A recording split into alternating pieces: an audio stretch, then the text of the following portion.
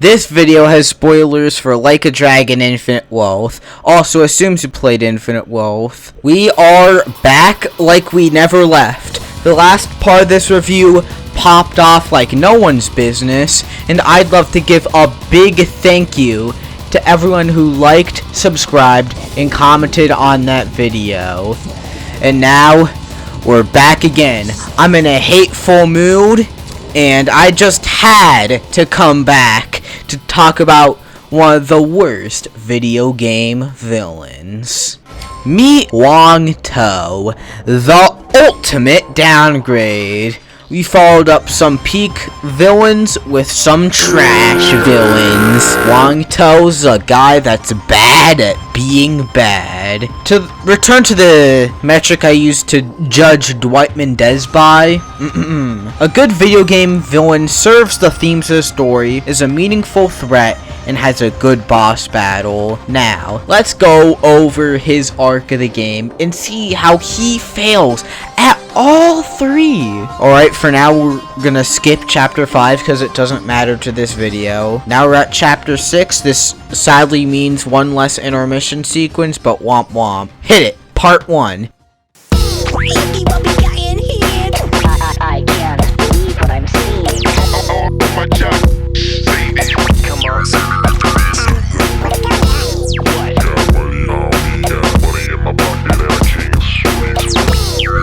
Part 1.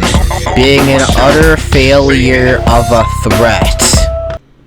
There was not a single moment in this arc where I was like, oh heavens no! How will our heroic chaps deal with this conundrum? I have felt more challenged, afraid, and intimidated by my cousin's 7-year-old daughter. Oh by golly, what a downgrade design too, from Dwight to Wong Tou. We went from a gangster, looking baller, and looks really threatening, to this dude looking like, what, an average jogger. The only organization this man would lead is Planet Fitness subscribers. How you gonna be the boss of a casino when you look like you protest books with gay characters at school board meetings? You utter wimp, you utter beta male, you utter jobber. Let's compare the two groups. What do the Barracudas do? They emerge in droves at night like demons. They create one of the most gruesome and graphic scenes in the entire franchise, operate a giant dungeon filled with traps and secrets, and one of their low-level goons one-shot a previous boss and have control over the police force so that you can't get any help. What villainous deeds do the, what are they called, the Ganji organization, dude? They just show up out of nowhere, have like an okay mini boss, run an underground casino, get stabbed by nobody, and then alert the overseer by doing something that Epstein didn't do, and that's kind of it. It almost feels like the Chinese mafia were supposed to be the first of the big three you go up against, with how non-important they are compared to the Barracudas. All of this is in service to the third main villain, Bryce Fairchild. Bryce Fairchild is a villain who takes advantage of kids and their psychology for his own financial benefits, runs charities only for his own gain, and one of his friends go after a little kid. Hey, wait, what footage am I showing up on screen again? This involvement with the wider story brings us to Chapter 2. For all 5 Wong Tou fans, this is where he kind of wins, sorta.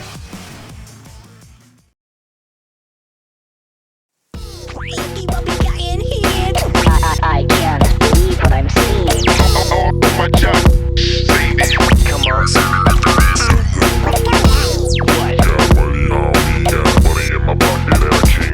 Chapter 2. He serves the story's themes. Okay. When it comes to the themes, mainly past versus future and redemption themes, he serves them good enough, I guess. But the themes of redemption, yep, he is redeemed, kind of.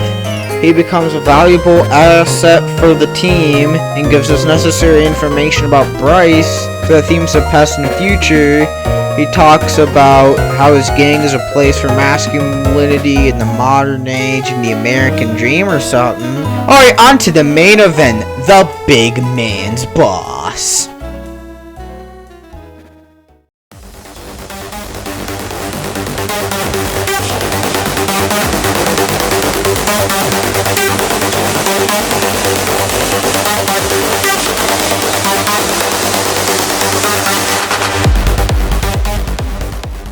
The biggest component to any good video game villain is a good boss battle. This is also another one of the low points for him. This man just can't stop catching owls. His fight is kind of boring. The main gimmick is his poisonous fountain pen. I will credit him for this. His awesome choice of weapon. Point out any other video game boss that does this. You can't. But this and the admittedly cool dynamic intro are like the only points of remembrance when I see people online talking about him and his boss. If the dynamic intro was just a frame different and he wielded just a normal kitchen knife or a regular dagger, I don't think anyone would have remembered the entire arc and he would have been instantly forgotten about. The arena is just a featureless room. You would have thought the final boss of the casino level would have some cool light up arena or something, or like anything resembling cool. We went from a cool vista of all of Hawaii to where you go to handle divorce settlements. Divorce! Absolutely dripless. Yo, Cynthia Fantano here. Yes, I will be using a different avatar and background just for talking about music, cause why not? Now, onto the song for his boss. It's kinda good. Its name is apparently German for fountain pen or something. Oh no, I can't really do math well. It's techno, fitting for a casino boss, it gets you going. It feels very similar to Twin Machetes, but kinda a little more forgettable. I give it a 6 out of 10. Kinda good. Back to normal here. Yeah, it turns out there isn't much to say about this fight. It's that dull. Like talking to my wife. In Unit 731, Imperial Japan experimented on several people in very unethical ways to test out war weapons. But I am not just a negative Nancy. I'm a negative Hanabe Hair. I can fix her. By her I mean this boss in this arc. So let's go how I would have improved things surrounding this arc.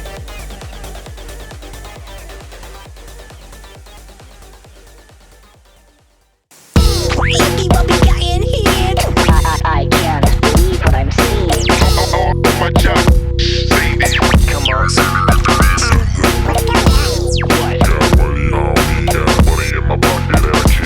Chapter 4. Inaba the Builder. Can we fix it? Yes!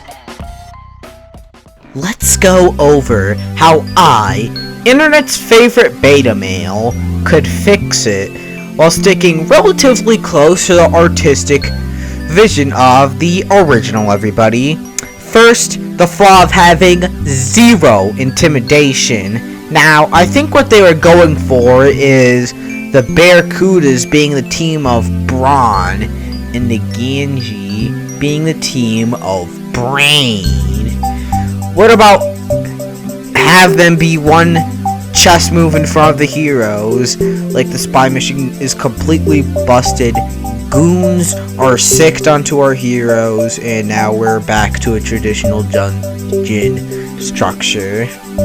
Alright, we're not doing the entire rewrite of the arc, just little things. Next fix. What about make the casino a fully fledged dungeon? It would take a little bit of plot changing, but sure, why not? In the original, it's a spy mission, so there's like only the boss. Just have Chitose anchor for everyone to barge in is just as normal or something. If you're a Persona or Sonic fan, you know that casino levels always bang. Such missed potential, like a young child star that gets addicted to drugs. On to improving the boss arena. Have it be like a man cave with a bunch of furniture, a pool table, and a roulette. That would have been so cool. Sucks that none of this happened and we get wasted potential incarnates. This takes me to a potential fix I heard a lot of people suggest. Wong Tou as a party member. Here's my idea for how he would have looked as a party member.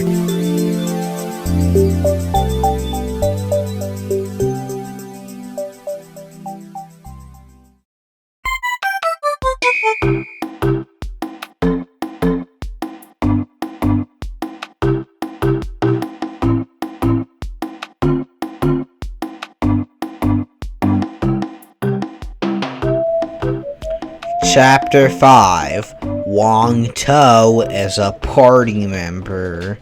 After you two reunite at Hanawa headquarters after he gets stabbed and you heal him, he decides to join your efforts and take down the Overseer to find his son again. This would have already granted more relevance to the plot point of Wong Tou's missing son. This again would have added more to the theme of redemption. It would have been a cool the boss becomes a playable character moment.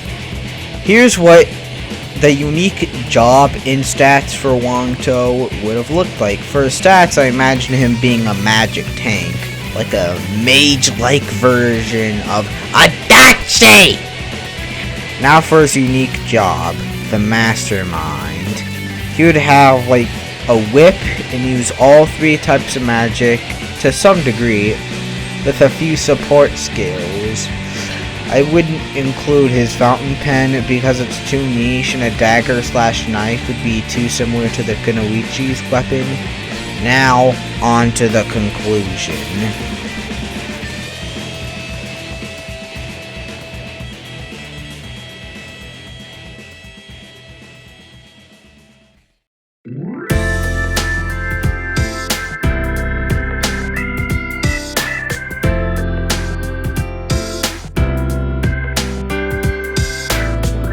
Chapter 6, Conclusion. Well, this is it. Overall, Wong Tou had the potential to have one of the coolest dungeons, boss arenas, and would have been an extremely interesting party member. Shame we have to live in the reality / timeline where he and his team shows up, gets beaten, gets stabbed and shot, all to serve the superior villain above him. Did I mention his son gets kidnapped? I only mentioned it offhandedly because it is so irrelevant. Oh well, my talk here with you is done for the day. It was really nice seeing you again, and I can't wait to see you again to rank all the jobs and mini games. We have officially gotten halfway through the story, so now is a good time to take inventory and reflect on non-story based elements of the game. Also, one of the next videos I'll be making after the job ranking will not be part of the series, but it will be about a trope I've been itching to talk about. Let's fade to intermission and say goodbye. Like and subscribe.